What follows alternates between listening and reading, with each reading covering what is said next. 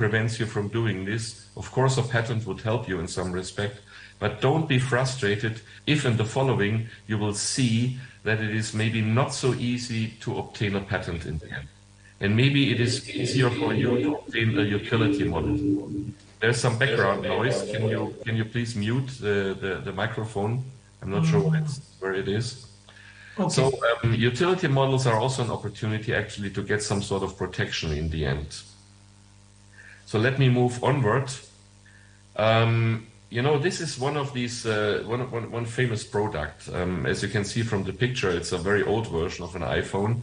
But what we talk about, and yesterday it was already discussed, such a product includes a variety of industrial property rights. There is the design, there is the trademarks, and some of you already obtained some protection for your trademarks. So that's a very good idea actually to protect some sort of your business. Today we are talking about, you know, protecting the technology that is behind your products. So, and as I just said, there are patents available, and in Tanzania you also have utility models available. Maybe there are even trade secrets. That's something else you could also consider actually. A trade secret means that you are not disclosing to the public how you actually arrive at the solution of the technical problem. You're keeping secret some steps of a chemical process, for example.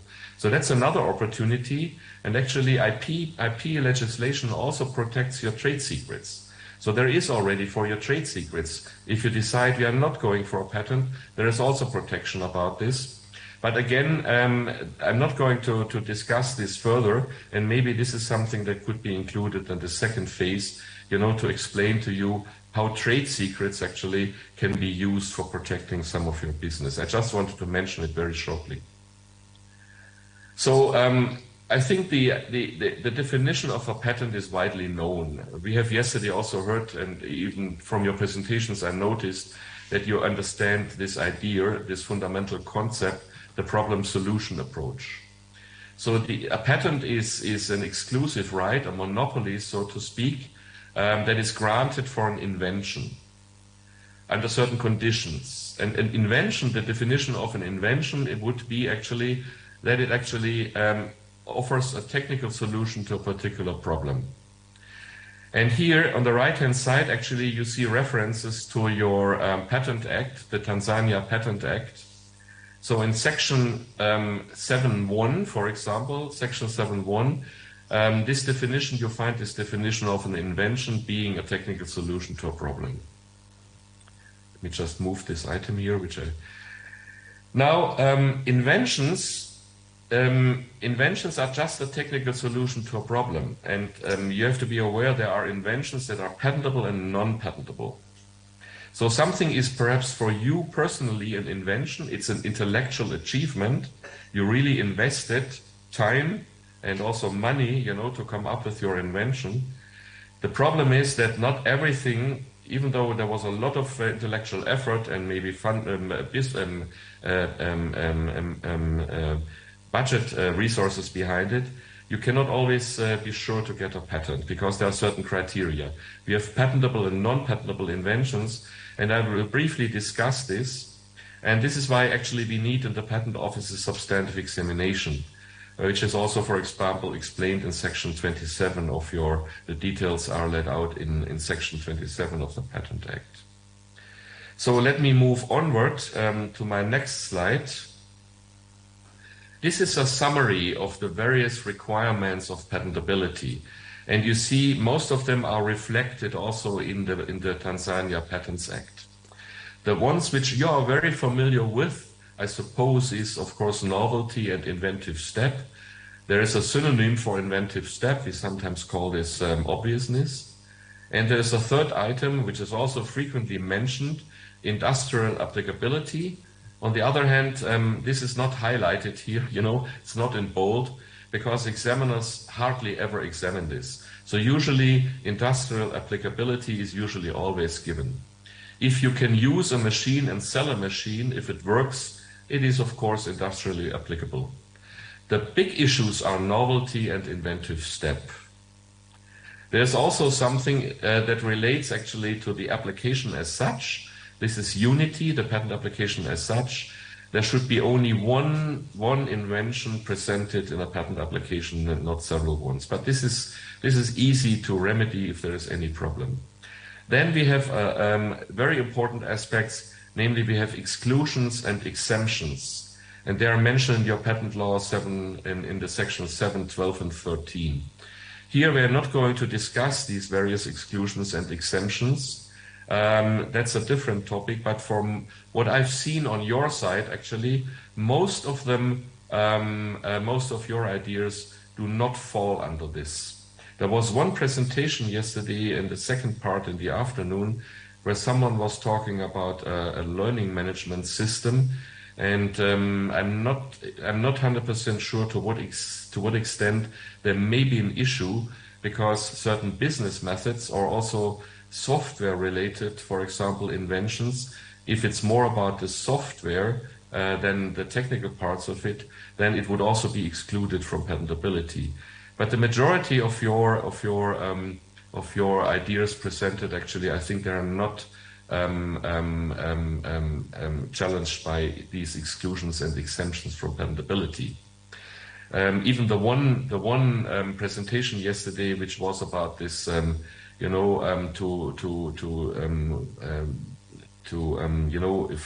a woman has given birth, and if you have a large bleeding, I forgot the name of this invention. First, I thought, oh, maybe because therapeutic methods are excluded from patentability, but then I discovered it's actually it's a device that is used for the therapeutic treatment. So the device that you invented in principle is open to patentability.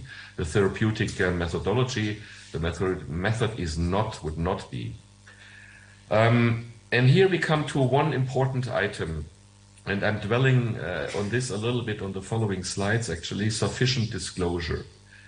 This means that you have to explain really in detail in your patent application, in the description of your patent application. You have to describe how your invention works. How do you really solve the problem? You have to explain this to such detail that other people reading this, not anybody, but an expert in the same technical field, an expert reading your description, should be able actually to put your invention to work. So this is a fundamental requirement for patentability. On the other hand, this is hardly ever examined by patent examiners, because patent examiners would not take the description, go to a lab in the patent office, and then try to put it to work, Patent examiners are actually only checking, is the idea, the fundamental idea, novel and inventive. So sufficient disclosure is a fundamental requirement. However, it is hardly ever examined during examination, but at a later stage, maybe once the patent was granted, then it's discovered, maybe by competitor companies, oh, the information is not sufficient, we cannot get the invention to work. Then actually, afterwards, a patent that was granted can be invalidated. And this invalidation is also in your patent law. So even though this is not really examined by patent examiners, you should not neglect this, because your patents can be invalidated at a later stage if you don't describe in sufficient detail how your invention works. And there is actually another aspect to this, sufficient disclosure. I'm coming back to this on one of the following slides. This matters in particular if the first examination report says your invention is not novel, your invention is not obvious, then you have to do some amendments. And I will explain that amendments can only be done if you really have a long and sufficient disclosure of your invention in the description. Now, the second, another important item that examiners are actually checking even before they start examining novelty and inventive step is the legal certainty of claims, the clarity of claims. And this is again a difficult topic, but I hope during the presentation, when I give you some examples, you will understand what this actually means, legal certainty of claims. The point is, you need to draft, the wording of your claims need to be so clear that not only the examiner can understand it, also other people, of course, need to understand it. And in particular, when a case goes to court, for example, if there is an infringement case, the judge needs to understand, what is this claim about? What is protected? And if it's open for interpretation, if they would say, oh, it's maybe this, then we have a lack of legal certainty, and actually such claims cannot be granted. So examiners have to put a lot of effort actually into assuring the legal certainty of the claim wording, the clarity. This one item here, additions to initial disclosure, you find that in section 20 of your patent law. This is also very important because this relates to amendments. So if you discover that you filed a patent application, and I will really make a point during my presentation on several occasions, because this is a very important aspect. If you file a patent application with the patent office, and once the filing date is given, so it has become a patent application officially, it has a filing number and a filing date, then actually afterwards you're not allowed to amend the application anymore. You can amend the claims, but you cannot amend the description anymore. So I will make this point on several occasions because this is very important for you. And this actually means you have to be pretty clear about your disclosure. You have to make sure that your disclosure, your initial description, is detailed and long enough, because once the application is filed, this provision in section 22 does not allow you to add anything anymore. And actually, when you submit amended claims, if the examiner says, no, this is not novel and inventive, and then you're amending your claims, the first thing that the examiner will have to do is actually to check if the claims, the amendments of the claims, are supported by the initial description or not. And if the examiner discovered, oh, they added a temperature range, and this temperature range was not mentioned in the initial description, then actually the examiner will say, oh, we cannot accept such an amendment, because according to section 20, subsection 1, you are not allowed to amend your application and add any technical details beyond what was already included in the initial description. So that's a very important aspect here that actually determines the whole destiny, so to speak, of your application. If your initial application is poorly drafted and it turns out it's not novel, the invention, you have no chance to amend your application anymore because of this section 20, subsection 1. So let me move onward, and I will come back to this point on various occasions, because that's very, very important really for you to understand if you draft patent applications. Now, what does this imply, what I just explained about the patentability requirements? It means if you keep them in mind, you may actually raise the probability of obtaining a patent in the end. When you draft your patent application, we're having these various aspects in mind, And part of this would be that I strongly suggest, when we go back here to novelty, I would suggest that you maybe should do your own preliminary search and examination. You should check before you finally finalize your patent application and submit it. It would be a good idea to check what you put in the claim number 1. Is this something that is novel or not novel? Because if you can easily discover yourself it is not novel, the examiner will also discover it easily. And then actually you have to amend your claims. And maybe it is not possible really to amend this because you forgot to put technical details, So actually it is always a very good idea to compare your product, to compare your innovation with those products, those innovations that exist already. Because if you understand what is the difference between my product, my process, what is the difference in comparison to the existing ones, what makes it unique, this helps you really drafting your patent application properly. Because then you will make sure that all these important differences are in your description. You mention it in your description and you put it maybe in your claims, to some extent in your claims. If you don't understand the difference between your invention, your product, and the other ones that exist already, then actually it is very likely that your application will be rejected. Because trust me, there have been a lot of inventions already in the last 100 or 200 years, and there's a lot of technical information in the patent databases and also in scientific databases. So actually, very often it happens that the initial claim drafted by patent applicants, and not only by small applicants from small enterprises, you know, so to speak, or private inventors, even from big companies. I've worked as a patent examiner.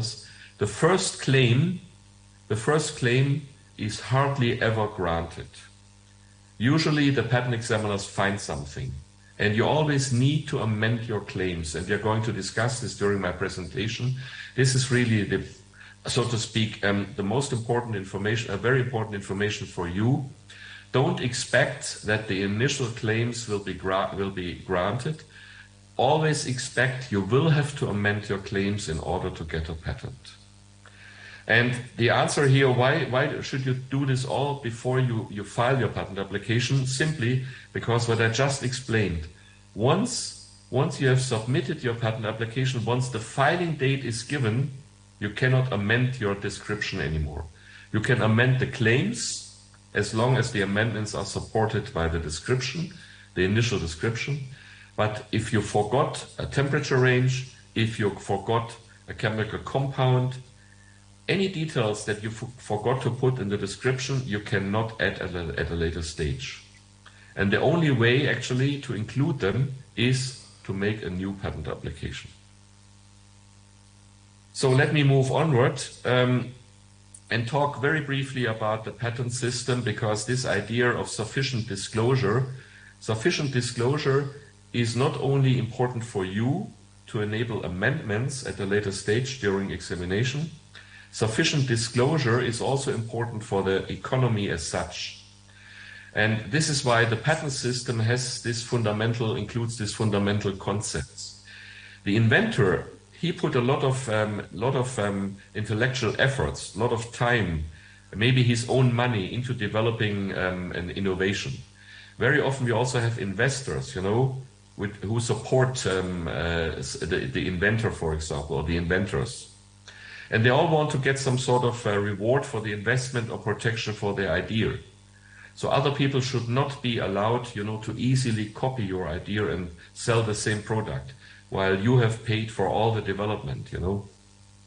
So this is the idea of the patent system. We need protection to protect, you know, the inventors and investors. We will not have investments. We will not have all the development activities, you know, if in the end other people can easily copy what you developed.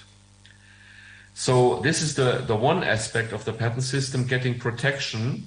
And on the other hand, you know, the society as such, the general public, the state which provides then the protection for you, they also want to get something back in exchange for this. And this is what we call the knowledge sharing, the disclosure, because if you get protection, you have to explain how your invention works. And because you explain all this, other people can learn from this. So we have already heard this, I think, during the other presentations, that patent information is a big resource for technology information. Of course, scientific publications are also a very important resource, you know, for technology information. But in patent information, in some areas, we find more information than we find in scientific publications. In particular, in the engineering field, I think there are more patent publications in engineering than there are scientific publications by engineers. And don't forget that, for example, patents are also describing, in particular, recently published patents, they describe the new technologies, the emerging technologies. So sharing all this information is beneficial for other people to learn from it, and also for people who want to do some statistical analysis, you know, to discover trends. We heard this about this in the previous presentation. So the economy as such can benefit by this technical disclosure, by this knowledge sharing. And this is why it's an important aspect, which is in section 18.6 and also in 35. And I put it here. So section sufficient disclosure, section 18 and 35 It's a very important aspect of the patent system. Now, we have protection and we have disclosure. And just to highlight once more, I think you know it already to some extent. Protection is about what is protected, where is it protected, in which countries is it protected, and is it still protected? Because patents can expire, you know, or patent applicants cannot pay the maintenance fees, for example. So where do we find this information, and where do we find actually the information for the knowledge sharing information that facilitates further innovations, you know? And actually, this is one point here that was mentioned by one of the colleagues who asked a question in the previous presentation. All the national authorities should actually assure that access to the patent information is free. And I think there is still a deficient situation in Tanzania that actually access to some of this information, at least to the national patent application, is still quite difficult, you know. And this is something that the Patent Office should actually tackle to improve the access to this patent information, in particular also to claims that were granted, because people who want to do business need to know what is protected, you know. And this should be easily researchable by public databases. But again, my WIPO colleagues, they are also helping you in actually providing or making such publications on the website. You can use WIPO tools for this, WIPO Publish, for example. But I don't want to dig deeper here. So if you want to know what is protected, we actually have to read the claims. I will talk more about claims later, but claims are the part of patent applications and of granted patents which define the invention. So in particular, when we look at a patent was granted, we read the claims, then we know what is protected. If you want to know where is it protected, we need to know the patent family. So in which countries has the application been filed, you know. So this is information that you cannot easily find, but there are also places where you find the patent family. And if you want to know, is it enforced, the protection, you have to go to the national registers. And usually the national registers are also online nowadays. I'm not sure what the situation is in Tanzania, but in most countries, actually, the registers are online. And then you can easily check whether a patent was granted and whether a patent is still in force. If you want to learn from other inventors, you know, how was the problem solved? We need to look at the descriptions and drawings. So descriptions and drawings are the part of patent applications that provide what we call the knowledge sharing. Now, a few words, because you are business people and you think about protecting your business, and maybe are also a little bit worried about other patents from other people. So let me spend a few minutes, a few words on what is protected. You know, patents only protect commercial use. This is spelled out in Section 38 of your Patent Act.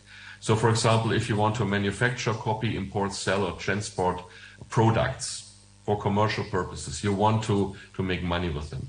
The non-commercial use is usually not protected. So even, for example, in particular for academic research in Section 38, there is an express exemption for academic research, for scientific research, that patents cannot protect, you know, the use of these technologies for academic research. I personally would even say someone who develops a product for later commercial use, but he or she is still in the process of just developing. So I think even during the development stage, there would be no protection, you know, that you need to take into account, you know. But once you start commercializing it, then there will be the protection. So you should take this into account for what are you developing. Is it worth continuing a development, starting a development, you know? But for the development as such, you know, you need not be worried about existing patents. Only once you start the commercialization process. So scope of protection is, as I said already, defined by the claims, and in particular only by the claims of granted patents.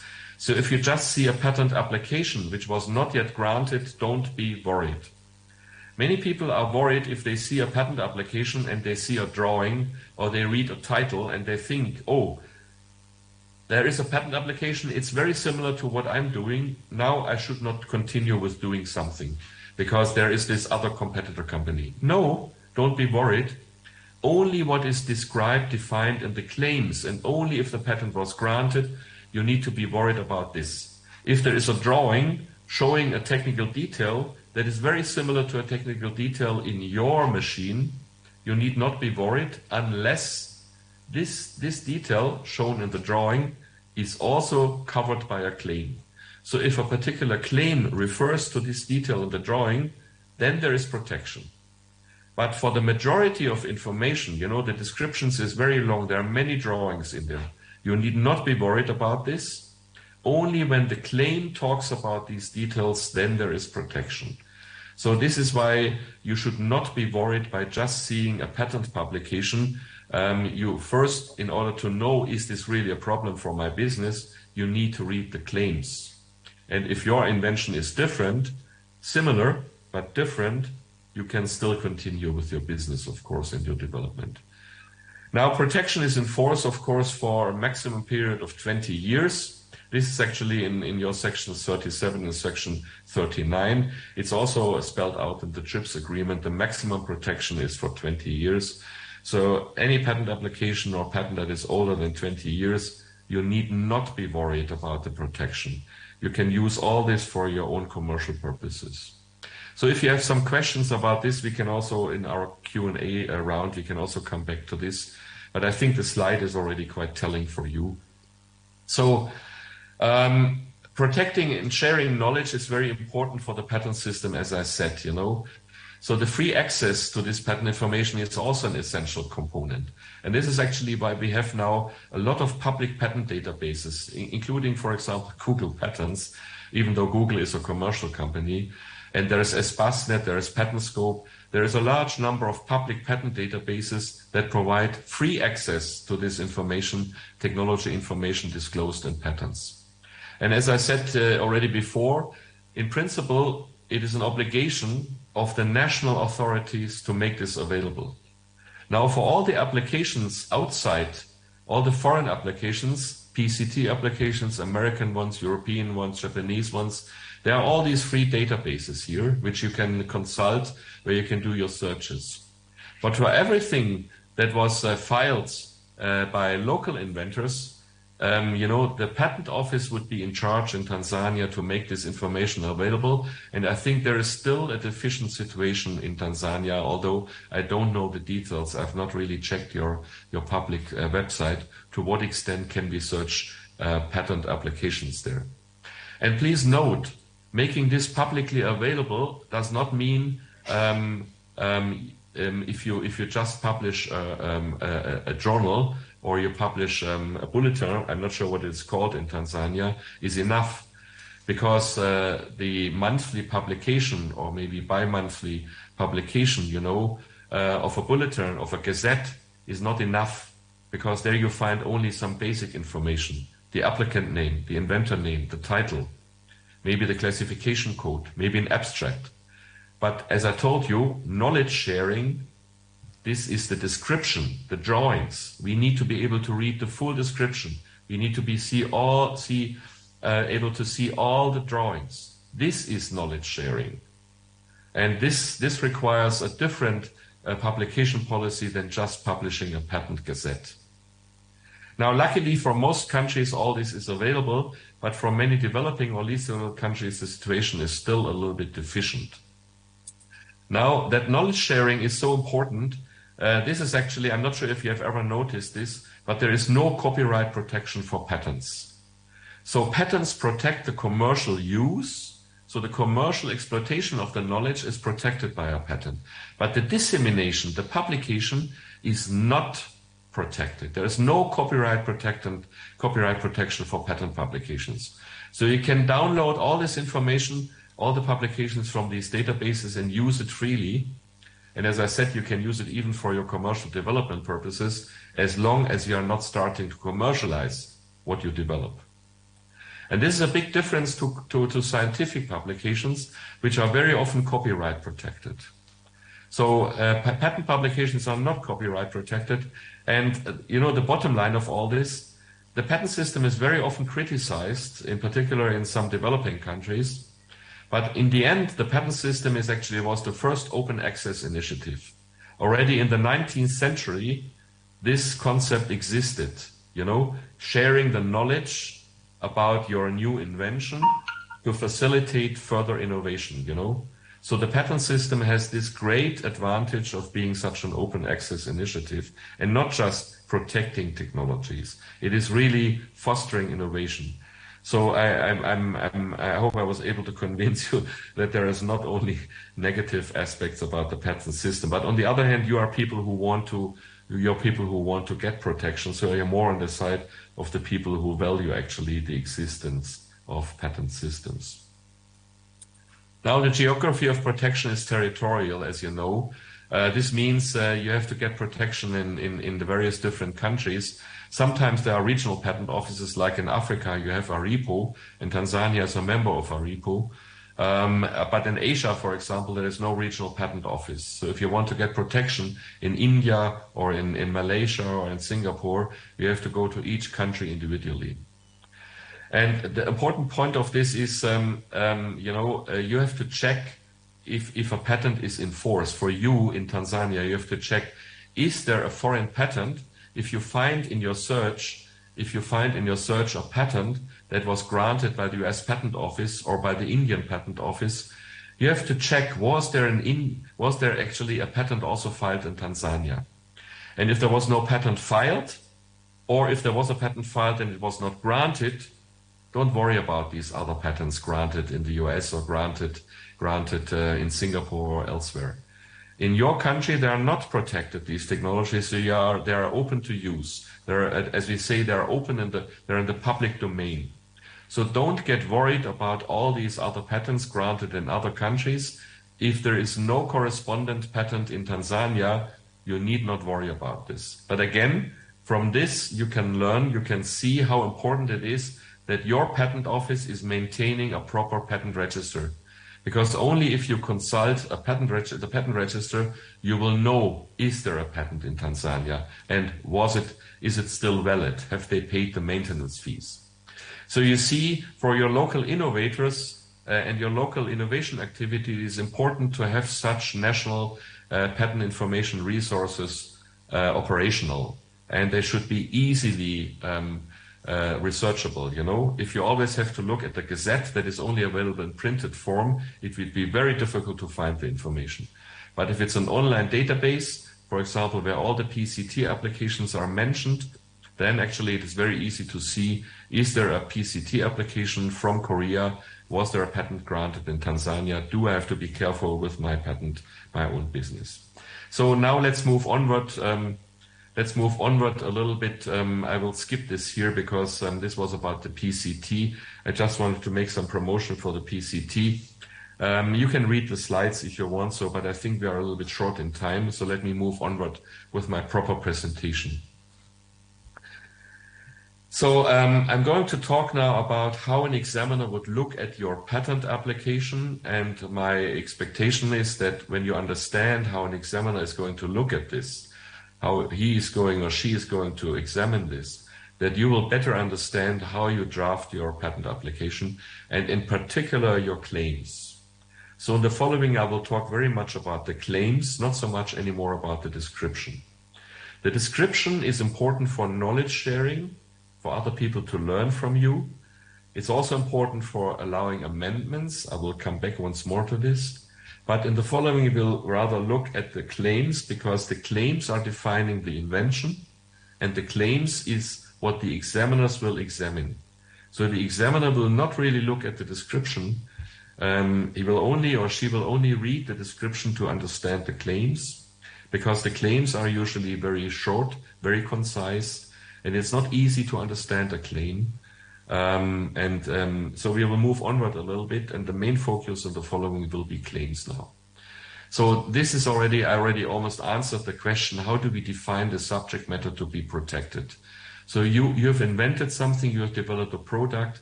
How do you define this in order to seek protection? And this is actually why you need in your patent application, you need to come up with a claim. You need to have at least one claim included in your patent application. And let me explain a little bit more about this. Now, as we know, an invention is a technical solution to a problem. This is the invention. Now we want to protect our invention. Now we have to analyze our invention. We have to think about our invention. What are the essential details, the essential features that actually solve the problem? Of course, a machine can have a power source, but maybe it's not important whether the power source is a battery or a solar panel. We just need an electric power source. So you see, it is not important the type of a power source, but there are other parts of your machine that are essential for solving the problem. So for each machine, for each invention, for each product, for each process, we can distinguish between features that are essential for solving the problem and other ones which are important for the machine to run, but they are not important for solving the problem. For example, all machines should have a casing, a housing, to prevent dust from entering it, But the problem we are solving is not to prevent dust from entering the machine. Our problem is a different one. And therefore, the housing, the casing, is not so important. So this is the first step of your drafting exercise, so to speak. Try to define your invention by drafting a claim. Try to think, what are the important features of my machine, of my chemical process, or whatever it is, your invention. What are the essential features for solving the problem? And this is what you should put in your first claim. Try to draft a claim with all these essential basic features where you think they are important for solving the problem. So this is, so to speak, the first action. And actually the examiner will then look at this claim, because this claim is your message to the examiner. This is my invention. In the description, there is a lot of other information, The examiner cannot read the whole description and identify him or herself. What is your invention? You have to explain to the examiner by drafting a claim, this is my invention. So the claim should not just refer to a drawing. The claim should not just refer to something that is explained in the description. The claim expressly has to mention all the features that solve your problem. So you see here in this case, we have actually 4 different features. Our machine has 4 different important components for solving the problem. Or maybe our chemical process, there are 4 different steps that are important for solving the problem. There may be further steps, and the machine may have further components, but these are the ones that actually are important for solving the problem. So this is the first step. You need to write up some sort of a claim. And this is just memorizing once more. You have seen this before. We can skip this very quickly. If you draft your patent application, there are different components. And the claims are defining the protection. This is what we just started with. And this is for the examination purpose, the most important one. And the description, actually, we will move to the description only in the second stage. So first, start with a claim. This is my suggestion. And here we see now an example of a claim. Actually, it's several claims, but you see the first one, the main claim is usually talking about the invention. And the other claims are explaining further aspects of the invention. But when the details are in such dependent claims, we call them dependent claims because they are referring back to the first claim. So you see here, this is the second claim. It's a method and it refers back to the claim number 1. So this means when we refer back to claim number 1, this means first you should read the claim number 1. And if you have understood this, then you continue here, and then you see actually here, this additional feature should also be included. Now let's go back to the main claim, and you see it's a very, very simple method. It's a method for producing a soybean product, and the method includes at least one step, and this step means exposing the soybeans to an acidic aqueous solution. Do we know what is the problem? We don't know yet. Do we know if it's new? The examiner will check this. Or maybe you can do your own checking. But here we see, and this is a real patent application, it's from South Africa. It's a real patent application from South Africa.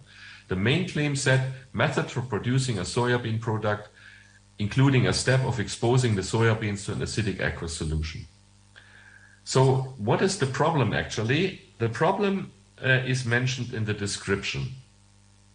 And here when we read the description, this is a part of the description. You don't need to read this, I'm just explaining it very briefly. The idea is that in soya beans there are certain enzymes. And the enzymes, during the processing of the soya beans, they can create certain flavors or colors which are not pleasant. So the final product will have a strange flavor or a strange color which is not pleasant for the consumer. So the idea is actually to solve this problem. The idea is that the enzyme can be deactivated by putting the soya bean in an acidic aqueous solution. And here you see it is left open. It can be any acidic aqueous solution. Here they say, ideally, the pH value should be between 2 and 5.5. Here they say it should be an organic acid. Here they are saying, oh, the organic acid should be citric acid. So we are seeing there are more and more details that can be added actually to this claim here. But the fundamental idea for solving the problem is just exposing the soya beans to acidic aqueous solution, because this will deactivate the enzyme. Now the question is, of course, it's a very simple claim, a very simple method.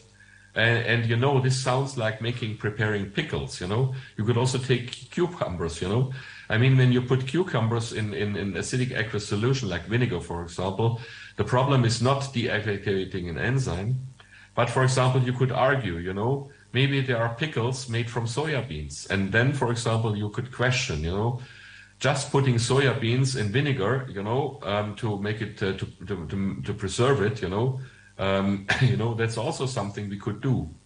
So here, this inventor had a different problem, but we could also think about other problems. When we just read this one here, maybe there are other problems. And maybe it is obvious, you know, because we know how we do pickles, how we produce pickles. So if you want to produce soya bean pickles, of course, you put it in vinegar. And then already, actually, the claim here would not be novel. So you see an expert, someone who has ever seen in a supermarket, you know, a soya bean put in vinegar, he already could argue, you know, this is not novel anymore. But actually the examiner, who was more looking at the enzyme issue here, they found, when they did the searches, a lot of different publications. We are not looking at this in detail, but this is a search report from the PCT actually. And here in the search report, there are many documents cited. And already when you look up a search report and you see such an X category in the left-hand column, you already know that this is not novel anymore. So patent examiners, when they do a search, they prepare a search report and they put an X in the search report for all the documents which they find during their search, for all the documents that are a problem for novelty. And here you see this patent, actually, they found a lot of applications, actually, a lot of documents with X. So this patent was in the end never granted. And of course, this applicant could have done his or her own search, because finding a journal article, you know, where they deactivate this enzyme is not only available in soya beans. This enzyme exists in other produce, you know. And there is many documentation about this, that the enzyme can be deactivated by using an acidic aqueous solution, you know. So by doing a simple search, they could have found this themselves, and maybe they would then have drafted a more detailed claim, not just such a short claim, maybe a longer claim. But in the end, in this case, it turned out this patent was never granted. Apparently, it was not possible to amend the claims such that they eventually got a patent. We are not going to discuss this further, but this is an example of a patent application that was filed without doing such a prior search, and they wasted a lot of money and resources, and they could have easily avoided this by doing a simple search in databases for searching, you know, soya beans and maybe vinegar or citric acid or something like this. So much for this example. Now we are moving on to another example. And please, Daniel, if you think it is time, because I don't observe the clock. If you think it's time to have a short break, just remind me. Okay. But I will move onward a little bit with the claims, because this is another type of a claim. And you see this claim is already a little bit more complicated than the previous claim, because here we see again it's a method. Now this is about mechanics. It's a method for determining torque in a rotating shaft. Could be a shaft in a car, for example, between the wheels and the engine. Could be a shaft in a machine, for manufacturing purposes. We don't know. We only know it's a shaft. It's rotating, and we want to measure the torque.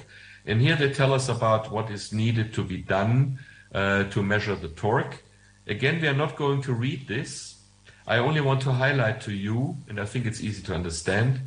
In this case, the method is a little bit more complex. Here we have a first step, and the first step is, I labeled this with A here. So this labeling here with A, B, C, D, E, I did this just for the presentation, because I wanted to highlight this method includes 5 different details, 5 different steps, A, B, C, D, E.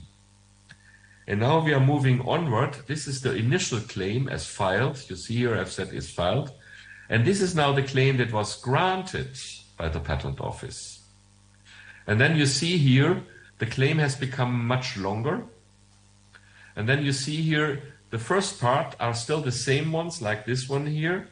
So what is labeled A, B, C, D, E here, when you read this one here, you will see the first part of the claim is still the same one, A, B, C, D, E. But then there's another part. There are more details that were added to the claim. We see in particular there was F, G, H, and I were added. So 4 different steps were added. And this is what usually happens. We don't want to discuss the details. I just want to illustrate this is what usually happens during examination. Usually the examiners find documents that are posing a problem for novelty of the initial claim as drafted by the patent applicant. Because examiners can do very sophisticated searches. They can have very sophisticated search tools, access to professional databases. So they usually find something. You should not be surprised when you file your patent application that the examiner will say, no, we cannot grant something because there is this prior art and this prior art. But in the end, very often something can be granted.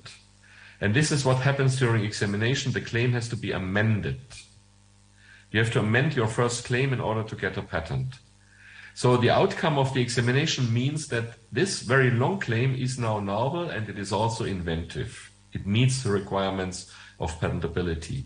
But the applicant needed to amend the claim, and this is what you will have to do as well. And in order to be able to do these amendments, you remember what I said at the beginning, all these details that were added here, you cannot just add them, when you get the negative report from the patent office.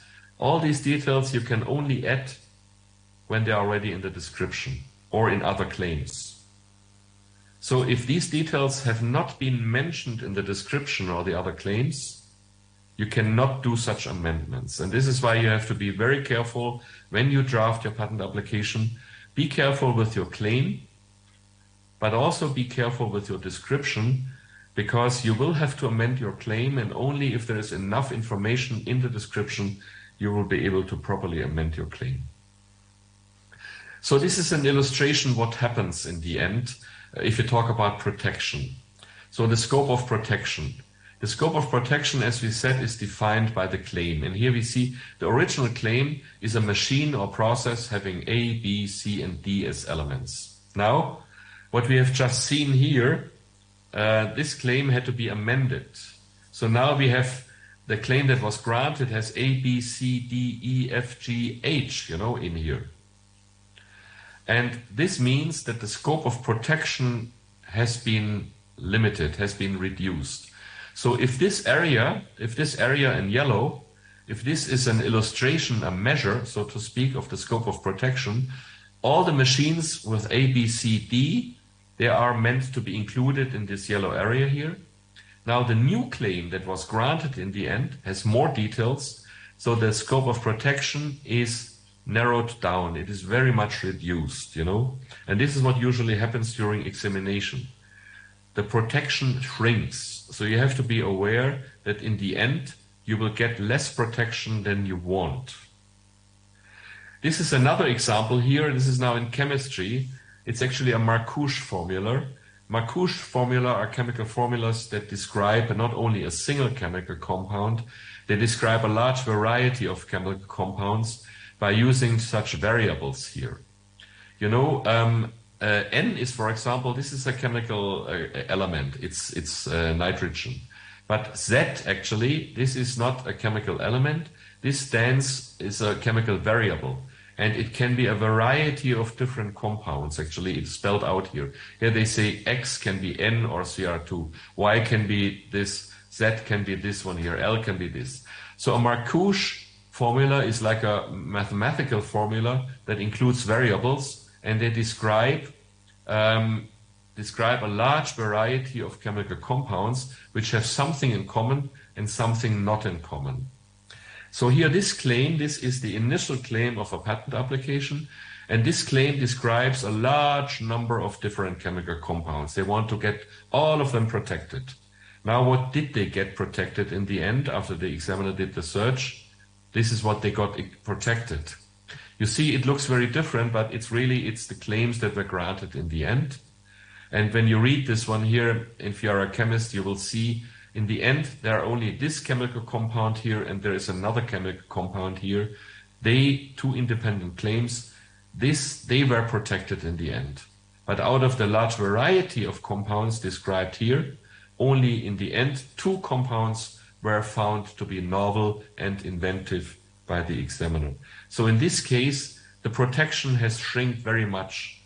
This area is all the different chemical compounds described by the Marcouche claim, and then in the end, 2 different chemical compounds were granted. So don't be frustrated if the patent office tells you we cannot grant your patent application at the very beginning, the original claim. You have to be aware it will always be amended, and you have to draft your patent application such that these amendments are possible. So a few more words about examination and evolution of claims. Examination, as I said, is very much about claims, the claim subject matter, as we say. It is not so much about the description. The description matters as in so far as when the claims have to be amended, these amendments have to be based on the description. I said it a few times already. But in principle, the examiner is not examining the description. The examiner will only check if the amendments are supported by the initial description. So the greatest challenge in patent drafting and also in examination is actually to draft proper claims, because you really have to get a clear idea, what is my invention, and you have to put this clearly in writing. The idea is that the patent examiner needs to be able to do a meaningful search. If the patent examiner gets a claim from you and the patent examiner is not able to understand what you wrote in the claim, the patent examiner will already send it back to you and say, we cannot do a meaningful search, please amend your claims. Now, this is just summarizing what I said before. Claims are usually amended during the examination, and they all need to be supported by the description. This is in section 18, subsection 7 of your patent law. All claims need to be fully supported by the description. And as I said before, there's another provision, I think it was section 10, saying the description as such cannot be amended. Now, this is a short summary of what the examination procedure is actually like. There are again references in your patent law. So the formality examination usually looks already at some formality aspects. It depends a little bit on how formality examination is organized in the patent office. In the big patent offices, formality examination is not done by people, just done by administrative people, but not by the substantive examiners. Substantive examiners have academic training. There are physicists, engineers, chemists, biologists, but formality examiners are usually not. They have an administrative training. But I know in smaller patent offices, it is usually the patent examiners, with an academic background, who have to do everything, formality examination and substantive examination. Now in Tanzania, I've seen that all patent applications after formality examination, they are actually examined also as to substance. Substantive examination means we are looking at novelty and inventive step. In other countries, I just want to mention this, in other countries, and maybe you want to consider as an amendment of your patent law, in other countries, there has to be a request for substantive examination. So formality examination is always done, but then the applicants have time actually to request substantive examination and pay an extra fee for substantive examination.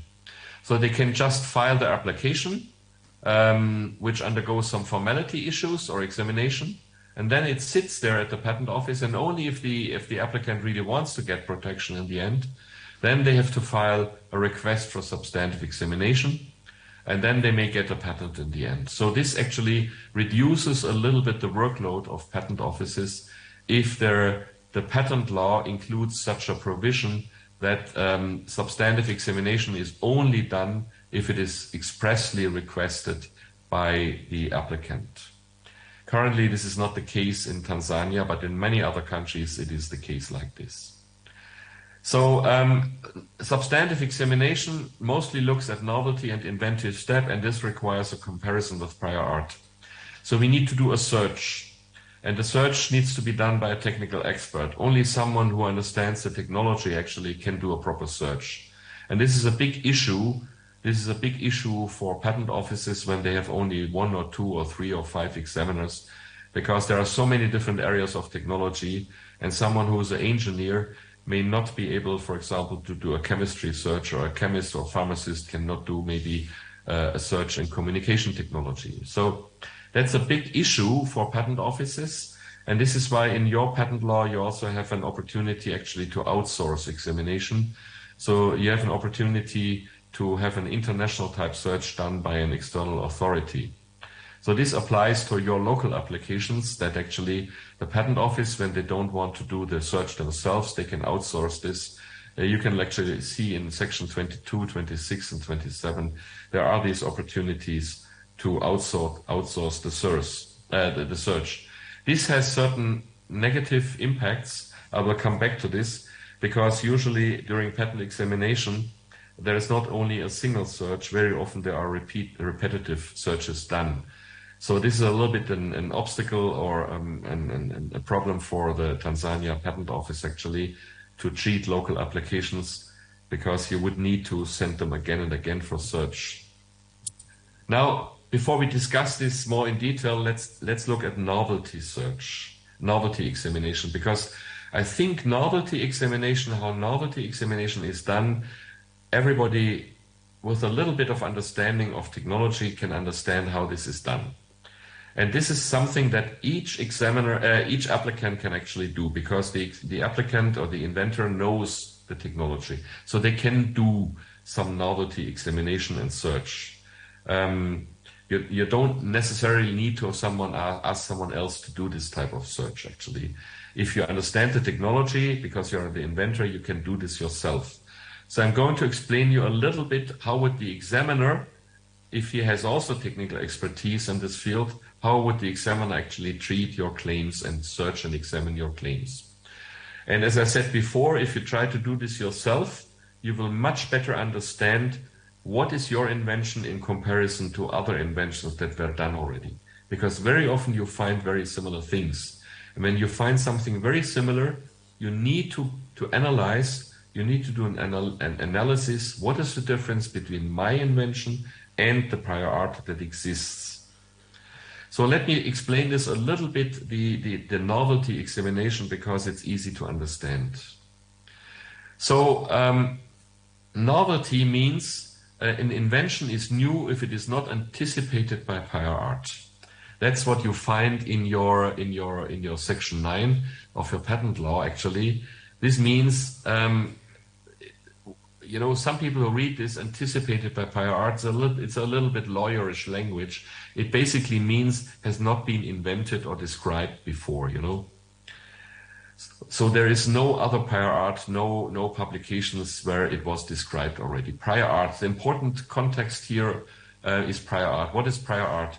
And when you read section 9.2 of your patent law, actually you will find a very similar wording of this.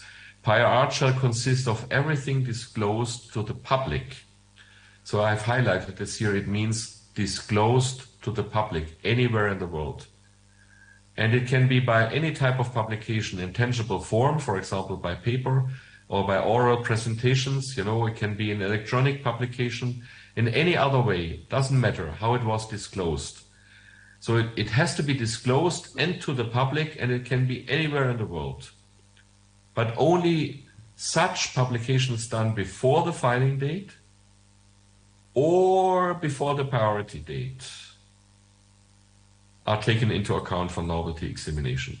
So if you are not claiming a priority, then actually it is just a filing date. Everything published before the filing date will be taken into account by the patent examiner.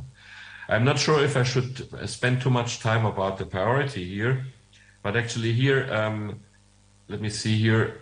Here we have an illustration. You know, prior art is everything published up to the filing date. And when there is a priority date, then everything published up to the priority date is considered, but there are certain conditions. So we are not always using, an examiner would not always use the priority date. Just to illustrate that there are issues, some applications have two priority dates. Are you using then the first or the second one? And maybe a priority itself claims an earlier priority. So about priorities, there are many issues, and I cannot discuss them here. It's also more interesting for examiners, actually. But I want to highlight here only there are conditions. We are not always using the priority date. Sometimes, even if there is a priority, we are using the filing date. So I don't want to spend more about priorities. I want to go back here. For you, usually, if you are not claiming a priority, everything published up to the filing date, but any publication anywhere in the world will be considered. So here we have an illustration. It can be a written description. It can be oral description at a conference. And it could also be by someone is using a machine that is solving a particular problem. This could also be a disclosure, you know. So any type of getting this information is a disclosure, but it has to be public. And what does it now mean, public? Because this is sometimes an issue. For example, yesterday we had your presentations, and you explained about your inventions. You did not explain too many details, but you explained something about your inventions. So was this a presentation made before the filing date, and now you have a problem? We're going to discuss this, actually. We're going to discuss this. I'm moving on to the next slide, but you see already there are issues maybe about such presentations that you make. I just want to make one point here. Examiners are very often looking at written disclosures, so they are searching databases. So very often examiners are only referring to publications, scientific publications or patent publications, when they do examination and they cite prior art. But in principle, everything can be considered as being prior art. And because an examiner cannot look at everything, this is why usually we need in the patent laws a provision that we call opposition. Because an examiner cannot research everything, the examiner may miss something. And maybe a competitor company knows better because they are working in this field. This is why we need in patent laws a provision for opposition or for invalidation or revocation of patents. Now, this is not an issue really for you as innovators, but the patent office is also listening to me. And as I said before, I did very often trainings with patent offices. And when I was reading your patent law, I was missing a provision for opposition. There is a provision for invalidation, but there is no provision for opposition. So this is another aspect we can also discuss on another occasion, actually. If ever you want to improve your patent law, there are a couple ideas that I have. I spotted some other issues. And an opposition, including the opposition, is a very important part But luckily, you have invalidation, because at least a patent that was granted can be invalidated in case an opposing company knows or discovers that the examiner overlooked certain prior art documents. So let us now discuss a little bit, disclosure or not. Let me move to the second slide. Actually, here your presentations yesterday. I'm also going to show you a short video, actually, and we can discuss then this in another context. But because your presentations yesterday, was this because they were made maybe before the filing date, Some of you have not yet filed a patent application. Was this a problem, actually? Actually, no, it was not a problem, because it was a presentation in a Zoom meeting which was not public. Public means that in principle everybody who wants to participate can participate. Everybody who wants to find some information can find the information. So any conference, any scientific conference, in principle, anybody can buy an entrance ticket and participate. This is a public conference. Any meeting, which is, for example, in a company, and this meeting is only open for members of the company, engineers of a company, it's not a public meeting. This is not a public meeting, and such presentations are not an issue, for converting this information in prior art that examiners may consider. So, and there is actually another aspect to this. Even if you make a presentation, there is actually a grace period. I think, let me move here. There is a grace period for making such presentations. So this may be also very interesting for you as innovators. In Section 9, subsection 4 of your Patent Act, there is a provision. In Tanzania, it's only 6 months. So if you file a patent application and you had made a presentation, or you have made a publication about your invention, not more than 6 months before the filing, even if it was public, it is not considered for examination. If it was made by you or someone whom you instructed to talk about your invention. If it was not made public more than 6 months before the filing of the patent application, no problem. So you can do publications about your inventions. You can present this, publicly at a trade fair, for example. But the time limit is 6 months, according to your Section 9 here. In most other countries, it is actually 12 months. So this is also something to be considered by the Tanzania authorities. Should you also move the grace period from 6 to 12 months, because this would facilitate actually the work of your local innovators, So there is such a provision. You, yourself, and someone whom you instruct, you can make publications, presentations, and you can file your patent applications later, but don't do it too late. The maximum currently is 6 months, maybe in the future is 12 months. So you should not delay your patent application too much. This is my message here about this. So, so much about your presentations yesterday. Now let's assume someone is actually making a video of a machine or a process and presents this video on YouTube. Is such a video automatically a disclosure of the invention? So let's look at this particular example. I treated this example with the colleagues from Samoa, because I worked, for example, very closely with Samoa. They are a small patent office, two or three patent examiners. Actually, currently only 2 examiners working there. And they had a local patent application from someone in Samoa who invented actually Samoa whiskey produced from taro roots. I think you also have taro roots in Tanzania. So they had an idea to use the taro roots to produce local whiskey from locally grown taro root. And of course, this is it is not such a smart idea, because many people in other countries who also have taro roots might get the idea to use the taro roots to produce whiskey or some other type of alcoholic beverage, So the question was, can we grant a patent? And in the end, Actually, we granted a patent, and here you see the main claim of the patent which we granted. And you see there are a lot of technical details for this production process. We are not going to read this, but you see, for example, there are specific characteristics about how much enzyme you are adding, what is the time range, what are the temperatures, in order to produce this taro whiskey. So this was in the end granted because we did not find any publications about the same procedure for producing the taro whiskey. But when we did the search, we found something. And now I'm going to show you this video. I'm going to click on this video, and I hope you will be able to see it.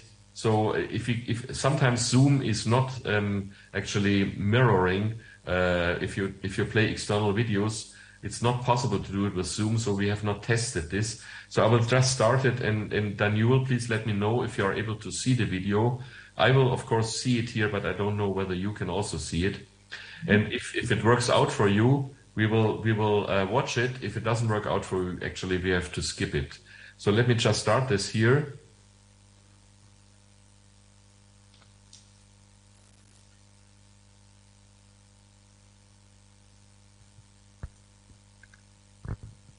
Sorry, I have to go here and to open the link.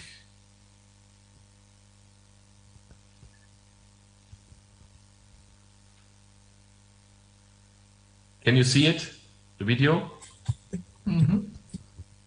No. Can you see the video? No, it did not come. It did not come. Okay, then let me move back and try something else. Let me just quit this here. And let me just move to the video here. Can you see it now? Mm-hmm. Yes. Okay, then let me start it now. Can you see it? Yes, Yeah. we can. Okay, then we'll watch it. And when I move to this move, can you still see it? Yep. Yes. Then let's move ahead with the video.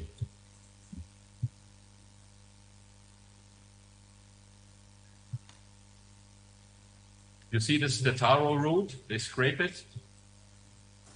This is distillers. There are oak barrels. There's a quality assuring. Here you see the bottles. Come on, whiskey. This is nice whiskey. Yeah.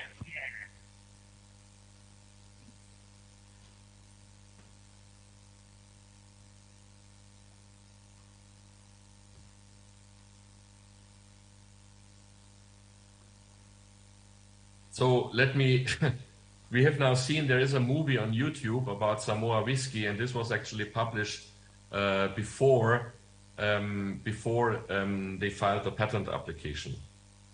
And the question is now, is this movie a problem for granting a patent, So let's assume this was published even before the grace period expired.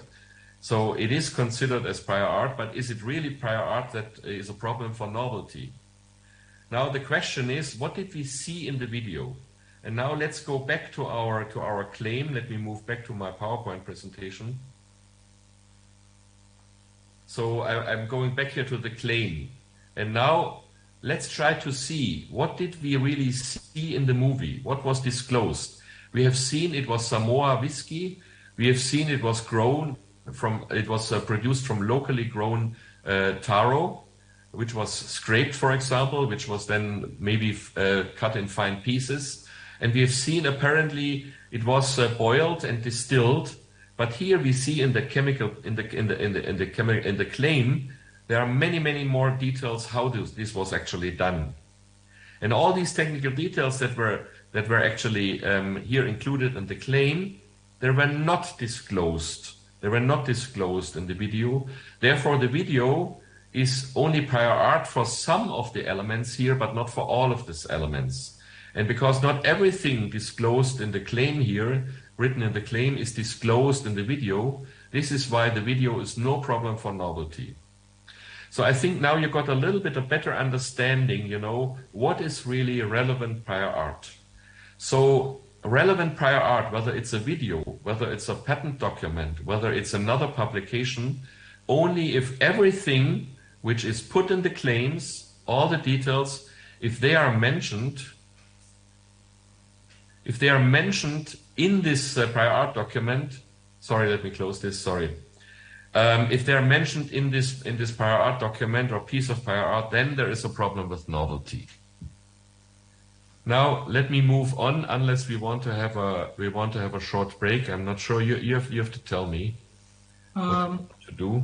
I think I don't want to. I think I need to check with Erasto back there. Normally we should be starting our lunch break around this time. Oh, it's already time for lunch break. I see. Yeah. Yeah. Yeah, But you know, the other presentation was 40 minutes late, so. Yeah, sure. No. For me, it would be difficult to come back after lunch. I will participate in the other discussions in the afternoon. I will be available, but directly after lunch break, it will be a little bit difficult for me actually. So I would prefer to continue with my presentation for maybe another 30 minutes before you start your lunch break. Let me please allow me to check with our colleagues from COSTECH if we can continue for maybe another. I'll say 20, 25 minutes, 30 minutes? Yeah, something like this, yeah. Okay. We can also have the questions actually later when we have the other discussions tomorrow maybe, or in the afternoon, you know.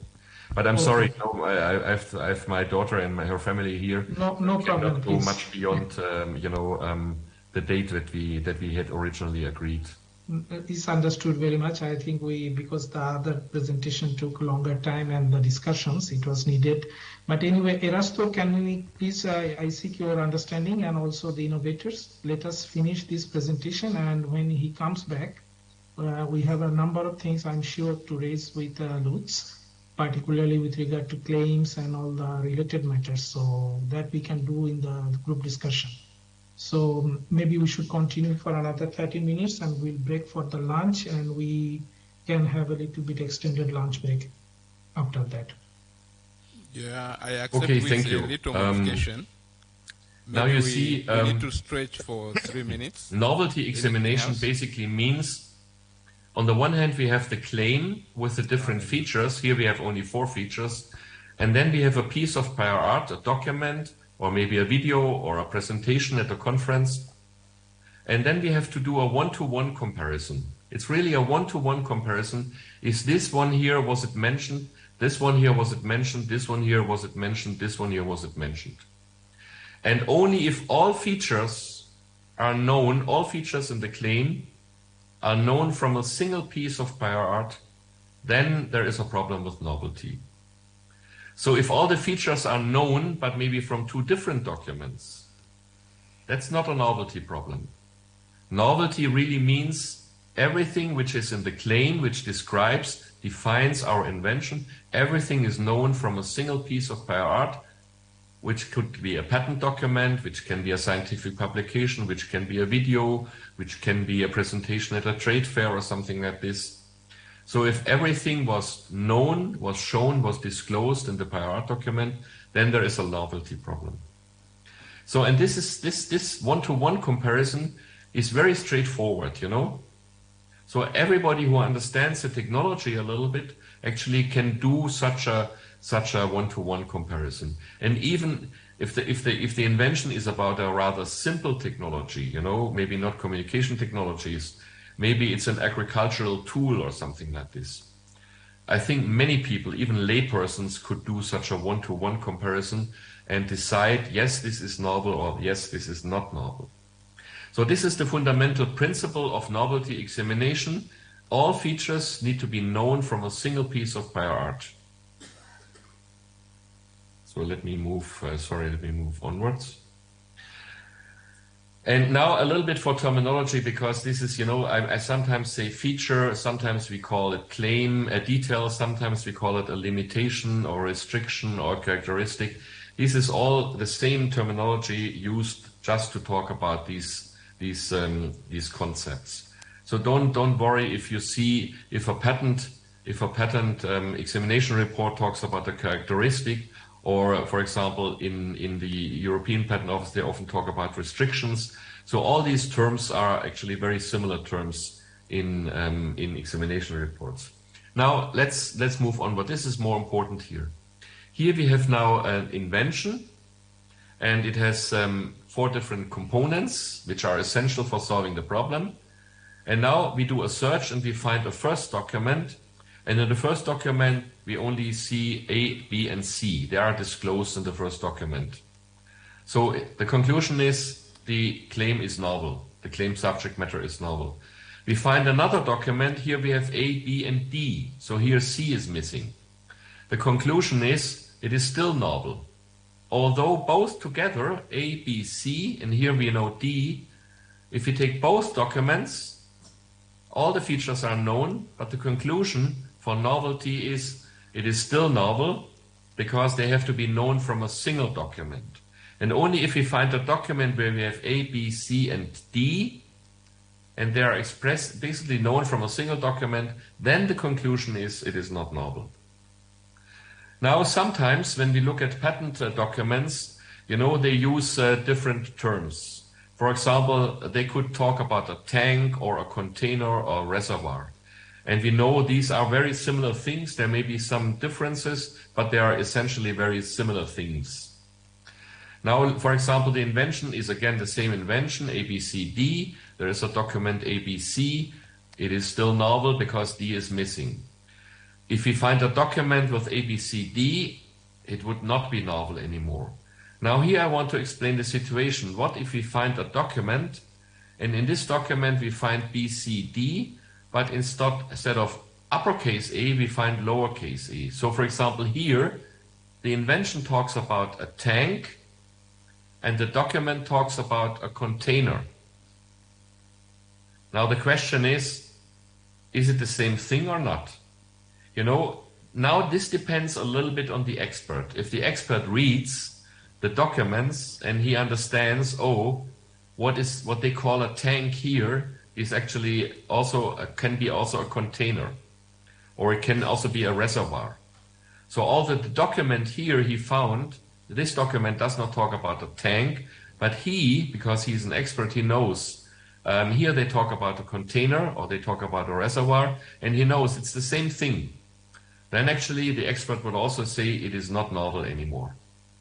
But this now really depends on experts to judge. Here we have another situation. We find a document. In this document there is A, B, C.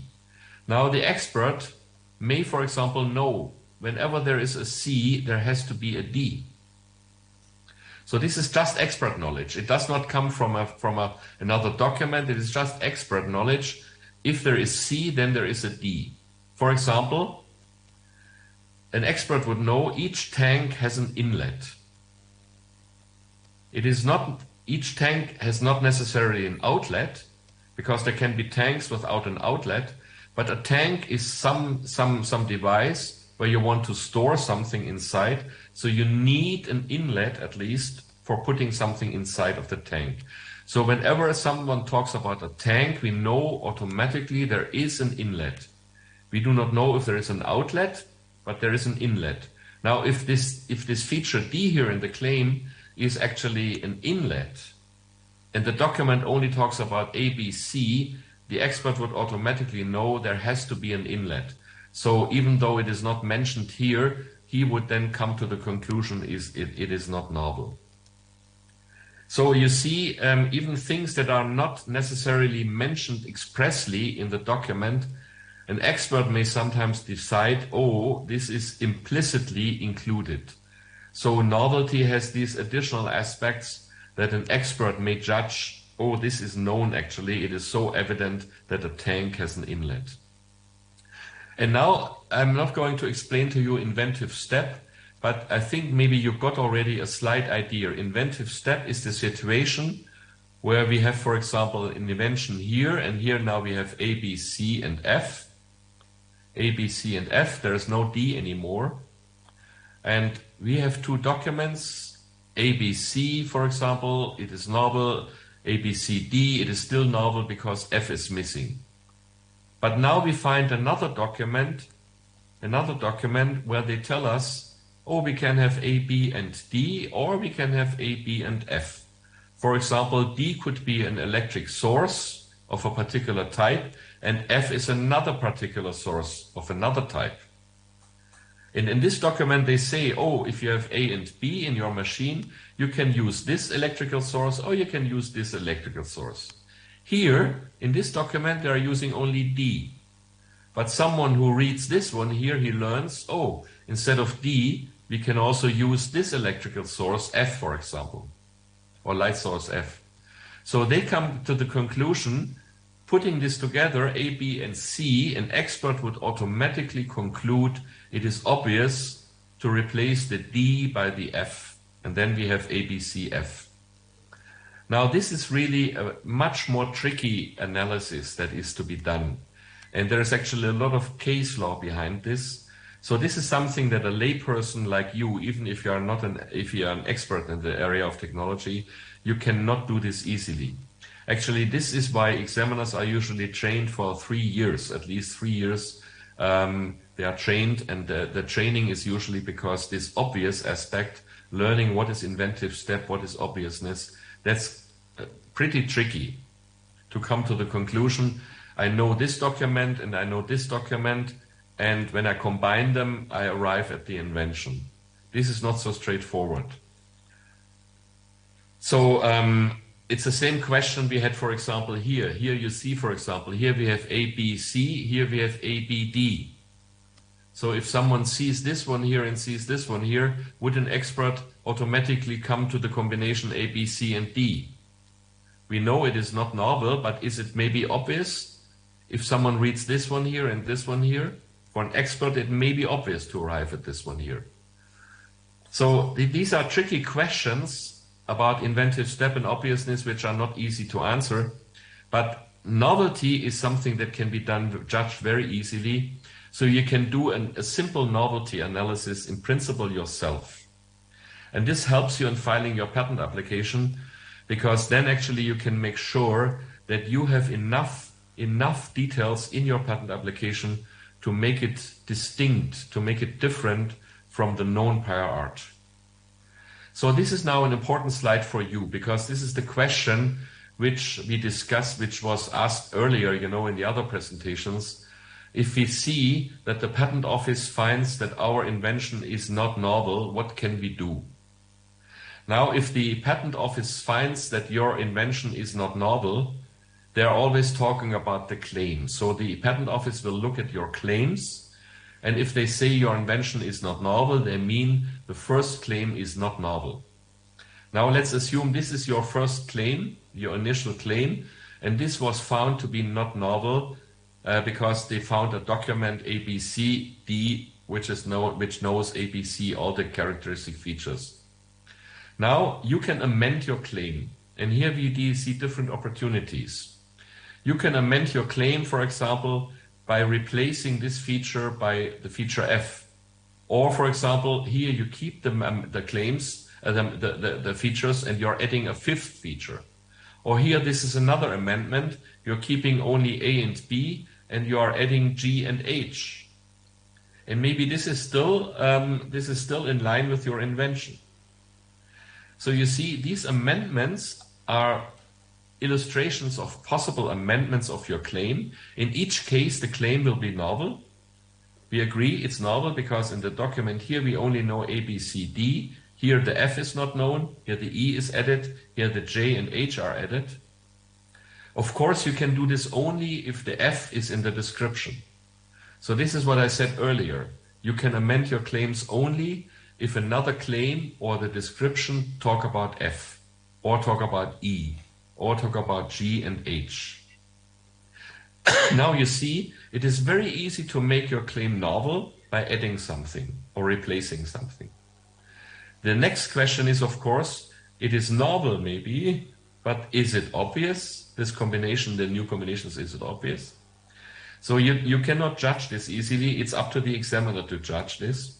And actually, I want to warn you, examiners, in such cases, examiners are also allowed to do a top-up search. So maybe this is the result of the first search.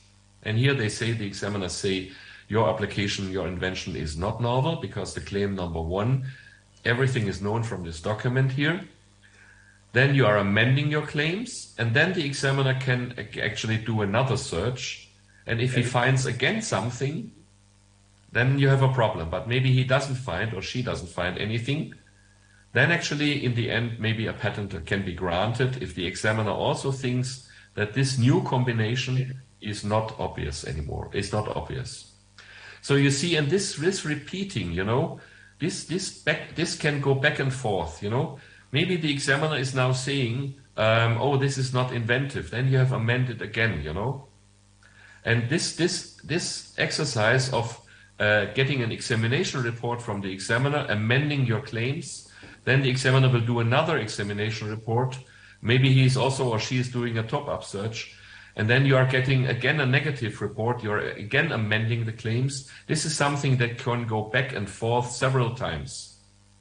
And actually in the end, and this will be my message, I will move to another slide. It can always be possible to get a claim granted in the end.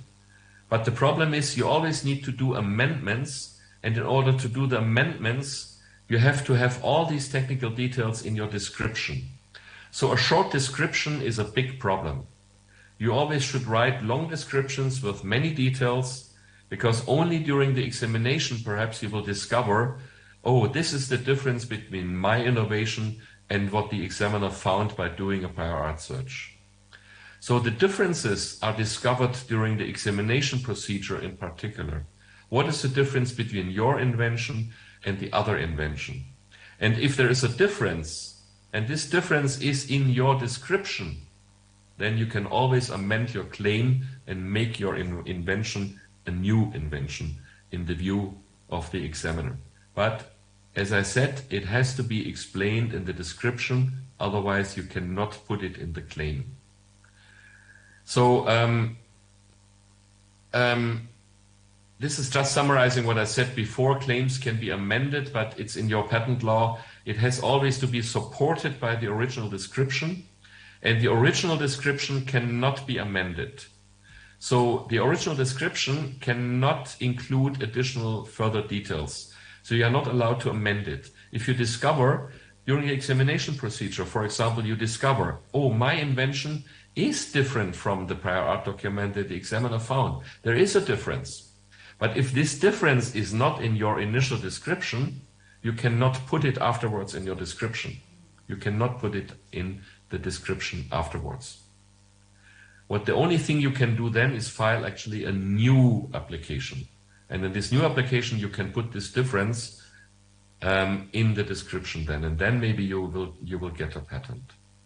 So you see, I know it is not easy. It is not a big, you know. I know applicants don't like to write. You know, patent attorneys understand the problem. They are actually aware of this situation, and they are writing very often long descriptions. And when you look at real patent applications that you find in the patent databases, there are always long descriptions. I know this is an issue for inventors because they want to invent, they want to do business and not write long descriptions, you know. But this is what you need to keep in mind. If you really want to be successful with your patent application in the end, you should not neglect the description. You should put a lot of details in your description, because maybe only during the examination procedure you will eventually understand what is the difference between my invention and the other inventions described in the prior art documents. So this is a very important message from my side, and actually I want to move on one further slide, because here I have a little bit of provocative message to you. I did not have this slide in other presentations which I did, for example, 2 or 3 or 5 years ago, but during the discussions it became apparent to me when I talked to small inventors, you know, people who want to do business.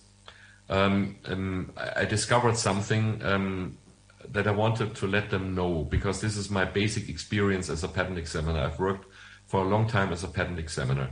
And when you look at patent applications, you will discover, for example, in the PCT field, 95% of the patent applications are granted in the end. There's always a patent in the end.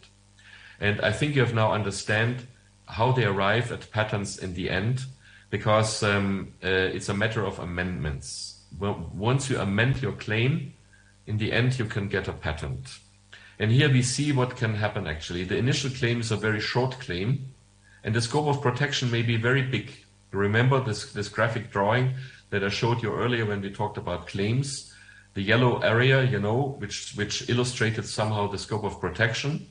So the initial claim, applicants very often, or patent attorneys, draft claims that include only a few details, a few features, because then they get a lot of protection.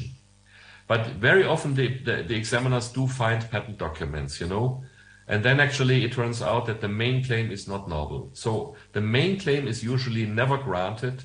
On the other hand, most patent applications can be granted in the end. It is only a matter of whether you are able to amend your claims and you want to amend your claims. Let's look at this example here. For example, we can add feature E, F, G, H, J, I. Whenever the examiner says, oh, this is not novel, we are adding something, So we are amending the claim again and again. And at some point of time, actually, it will be very difficult for the examiner to argue this is not novel or this is obvious now. Because it will be very difficult to find a document where all this is mentioned, a single document where all these features are mentioned. So achieving novelty is a very simple issue. Whether a combination, if you know the features from different documents, that's another question. Is it obvious to combine these different documents together? For example, here we would know all this, but K and L is still missing here, So if an examiner says, I have to use one document and a second document and a third document and a fifth document, maybe to have this combination of features, an examiner cannot say that all these combinations are combination of 4 or 5 different documents is obvious. So very often examiners are combining only 2 documents, but actually examiners are allowed also to combine 3 or 4 documents if they can come up with a good explanation why the combination is obvious. But very often it is very difficult to have such an explanation. Why would someone who reads A and B, the one document and the second document and the third document, why would he combine all this together and maybe even a fourth document? So this argument from the examiner, why this combination is obvious, gets more and more difficult the more detailed your claim is. And this is actually what you can do if you really want a patent. If you just want to have a patent, you can always add additional features in your claim and you will get a patent. But don't be happy about this message, because as I've shown you earlier, the scope of protection gets smaller and smaller and smaller and smaller and smaller. So you see, when you go back to this process here for producing taro root whiskey, you see there are many different details that we added in the end. And because there are so many different details, it was not possible to find anymore all these details in the prior art and argue this combination is obvious. So this particular production process, they were able to protect it. They got a patent for this. But of course, other people, they can also take taro root, and once they modify the production process a little bit, then the patent is not a problem for them anymore. So they only need to change a little bit in the production process. And then the other people can also produce this product.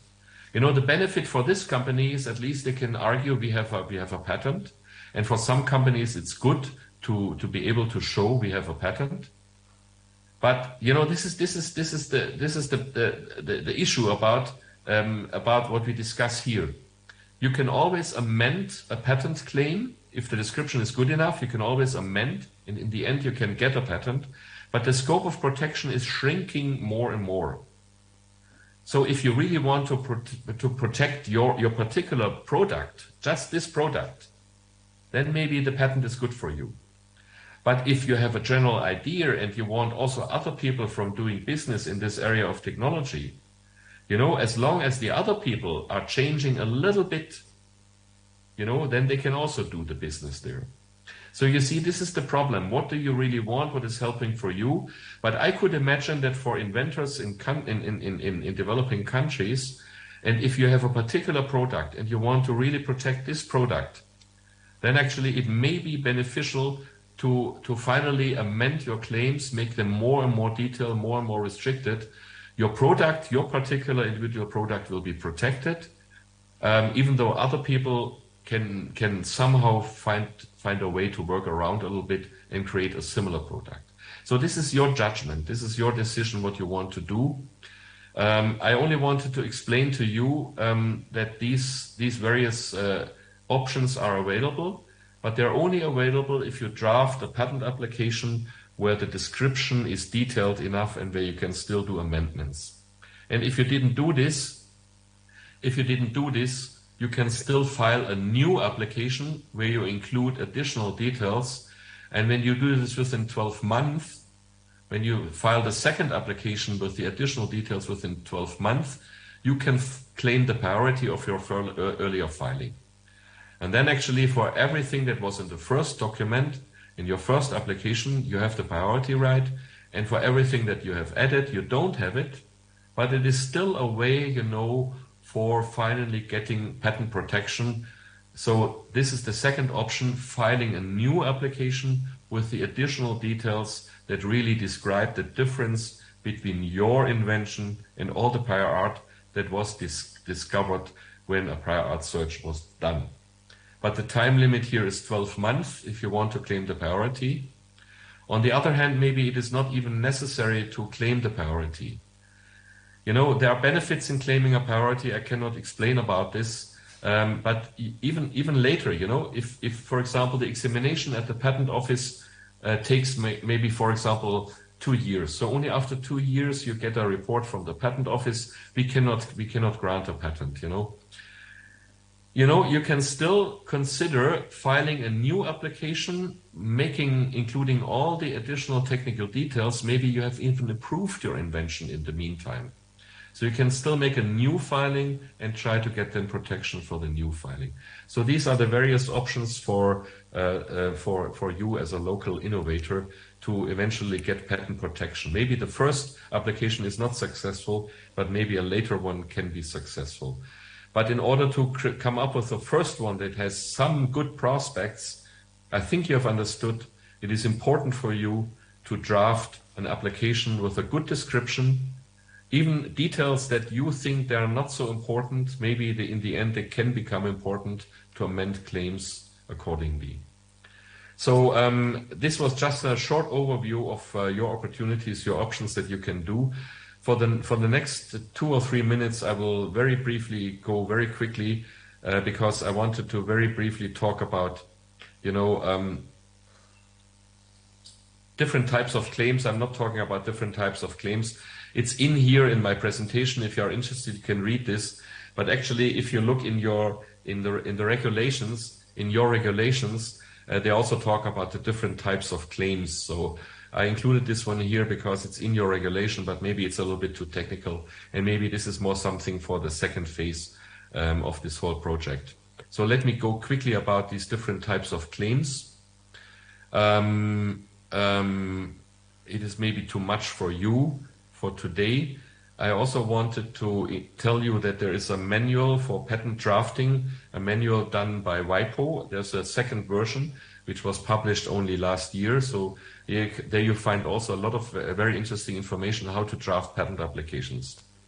And actually, this is a point where I would like to encourage you, because yesterday, or was it today? I think it was yesterday, I heard people saying, yes, but we cannot afford, to go to patent attorneys. Patent attorneys are quite expensive, and maybe even the patent attorneys are not that qualified. Maybe they are just attorneys and not really very experienced with patent applications, and then they only take your money. So I want to tell you a little bit from my experience working with some of the smaller countries, countries that are even much smaller than Tanzania, for example, Bhutan. And I've seen applicants who have actually looked at these drafting manuals. And they have come up with patent applications that were really very well drafted and could easily be granted. So my message here is, if you want to invest the time, if you want to do some self-study. There is a lot of material out there, not only this WIPO manual, there's also something from the European Patent Office.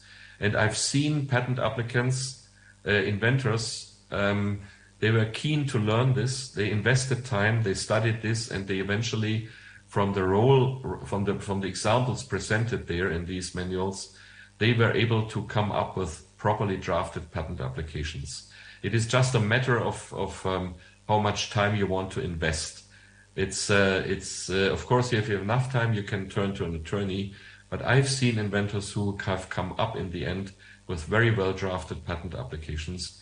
So it's your decision whether you want to invest the time and the efforts.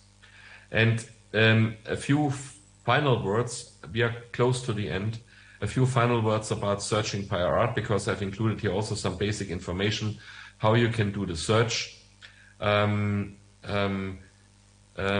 cannot dwell on this. And of course, you cannot learn how to do a prior art search yourself in a 2 hours presentation, you know, or in such short presentations like we have it in the first phase of this project. I think this is really something that should be included in the second phase or third phases. It could be included, you know, to teach applicants, small innovators, you know, how to do some simple prior art searches and do your own novelty analysis, as I explained. I hope I was able to convince you that such a search done by yourself and a simple novelty analysis done by yourself helps you to understand what is the difference between your application and all the other prior art out there. I hope I was able to convince you that this is my experience, there is a lot of prior art out there. You will be surprised how many things you will find out there.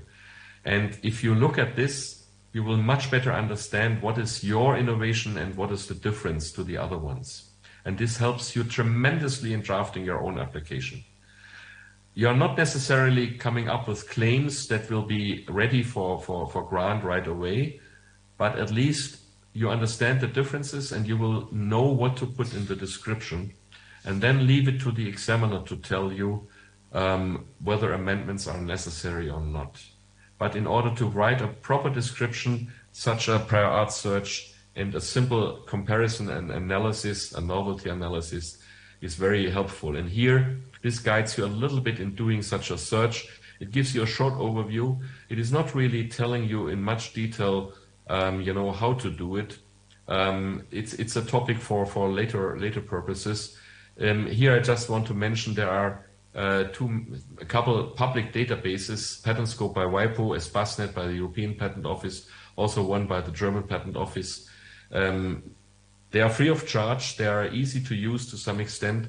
They are not so efficient like commercial databases, because there are also commercial databases out there. Sorry, I don't have, there's no slide with links to the commercial databases, but there are also a lot of commercial databases, and maybe you have access to some of the commercial databases, because the commercial databases can be used much more efficiently, and they also allow something that you are interested in, as we have seen before, maybe doing some analysis of the prior art search. So the commercial patent databases allow to do more professional searches and allow to do some analysis. This is, for example, a citation analysis. Here, for example, an expert would be able to see, oh, this document is a very important document because it was cited in the search report for many, many other patent applications. So this is key technology. And here we have other such nodes which describe patents which are key technologies. So this is just a short illustration to show you what the professional search tools allow you to do if you are in a government institution, for example, and want to do some more detailed analysis, patent analytics. Here we have, for example, collaborations between different inventors. You could also look at collaborations between different applicants. This is just statistics, you know. This is value-added information that you find in the commercial databases. So my message at the end is And we will, one more minute. My message at the end is you can do a good search. You can do a good search by using these public databases, also like Google Patents, for example. It's a very efficient database. You can do some very good searches for getting a simple overview. Examiners would have to use more sophisticated search tools or outsource the source to external patent offices or other service providers. It is possible according to the provisions of your patent law in Tanzania. For the small inventors, it will be a little bit more difficult. You can do it yourself using these free of charge databases. You will find something. I'm pretty sure you will find something, and at least a few things you will find will help you to better understand your own invention, and then come up with a proper description in the patent application. So even though the whole business, the better you want to do it, the more complicated it gets. But if you want to do it on a simple level, you can do your own search. It's possible without any cost, and maybe the TISC centers can also assist you in doing something like this. But if you really have to draft the patent application yourself, it would be good if you do it yourself. So this is the bottom message today. Once more, if you draft your patent application, make sure you try to compare a little bit your invention with other prior art. Yesterday we have not really seen this in your presentations. So when we dig a little bit deeper, it would be interesting actually to see to what extent you have already compared your inventions with other existing prior art, because this will help you drafting in your patent applications. If you have not done it yet, I appeal to you, try to do it, try to dig a little bit deeper. Of course, it takes time, but in the end, I think you will benefit from all this. And to come to an end, I also hope that I was able to explain you a little bit how the examination progresses. And I think I was able to convince you that to obtain a patent, you have to amend your claims. You always will have to amend your claims. There are very few patents that can be granted right away without any amendments. And you have to enable these amendments by drafting proper descriptions and also proper claims to some extent. And you can ask more questions, of course, during other opportunities, occasions today or maybe tomorrow.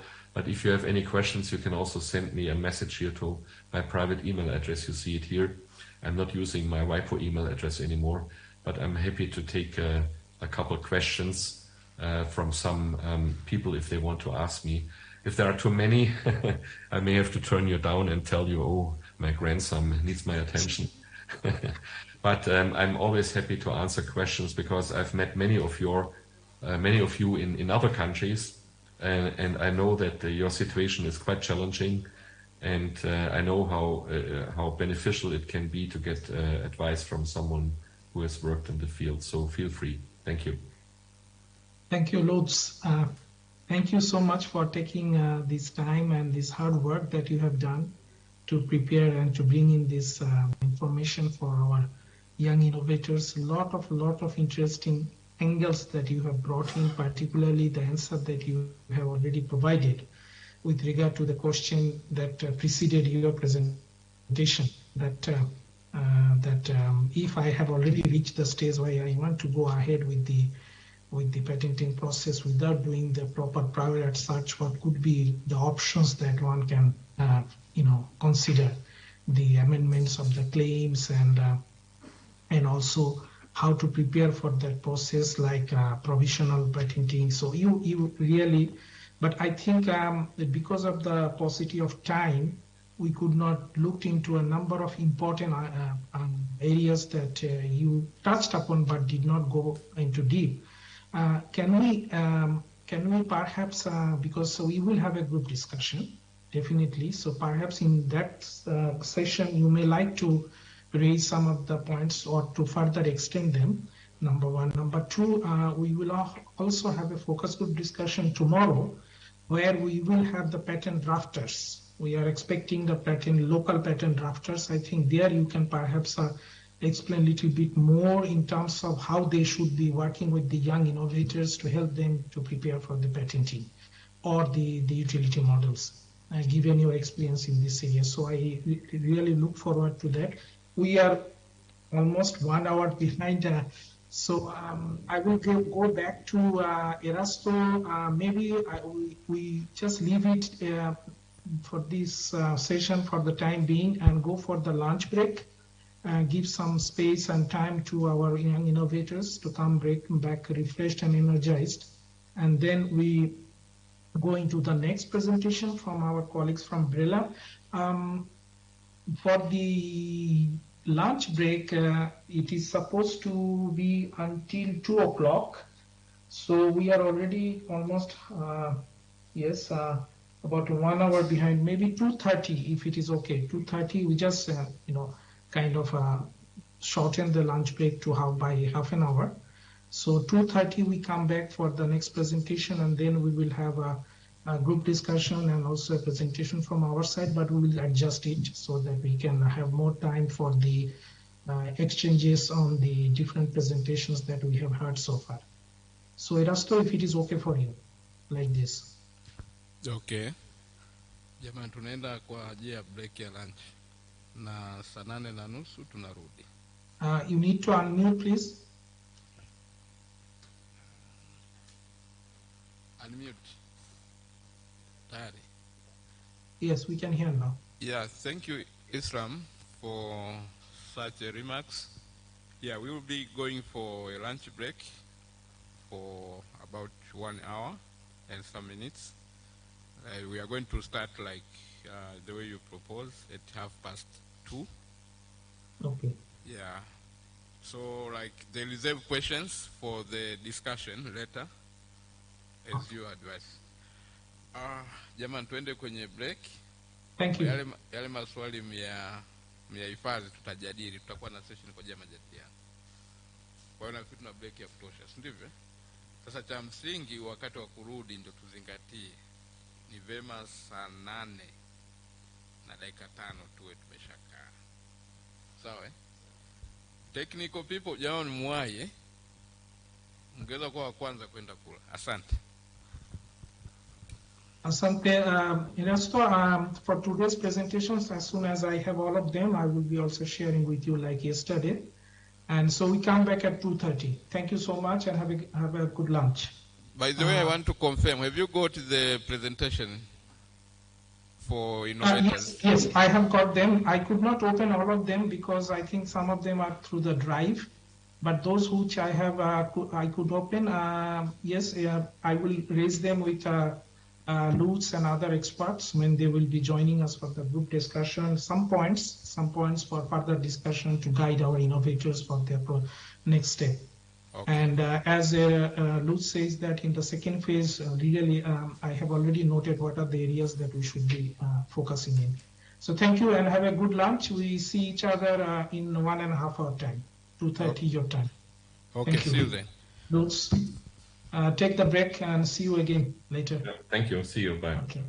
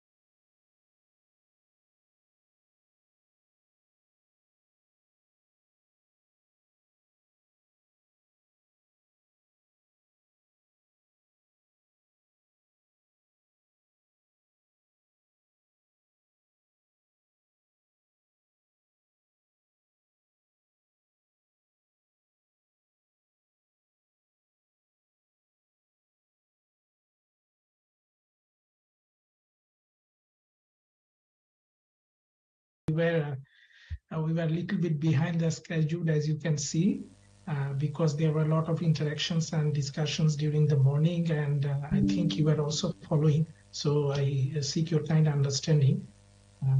As soon as we start, we will go into your presentation. That's okay, Islam. Thank you. Thank you.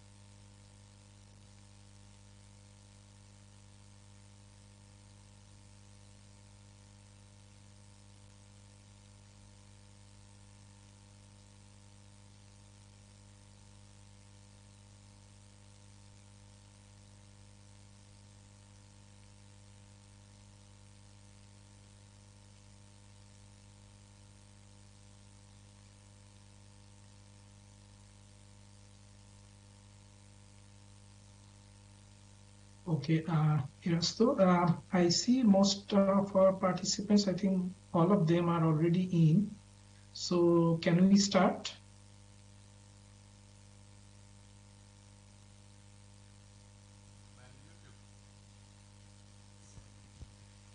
Hello? Yes, hello, Erasto. Good afternoon. Yeah, we are already set to start. Okay. We can begin, yes.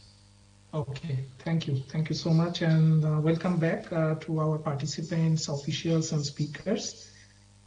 We have with us now a presentation under topic 10, patent formalities and procedure in Tanzania. So far, we have been having the benefit of listening to international experts and speakers on different patenting techniques and issues that needs to be understood and taken into account when a young innovator is considering this process. But now we are narrowing down more to the local context, and this is very important aspect of this whole process, because at the end of the day, you will be doing it in your country first. So for that, we have with us Ms. Loy Mahando, Principal Assistant Registrar, Intellectual Property Directorate, Business Registration and Licensing Agency, BRELA, Ministry of Trade and Industry from Dar es Salaam. So with this, I would like to hand over the floor to you, Loy. Please have the floor and for your presentation. Thank you. Sorry. Thank you, Islam. Thank you for the introduction, and good afternoon, everyone. And my presentation will be on the patent formalities and protection in Tanzania. Can I share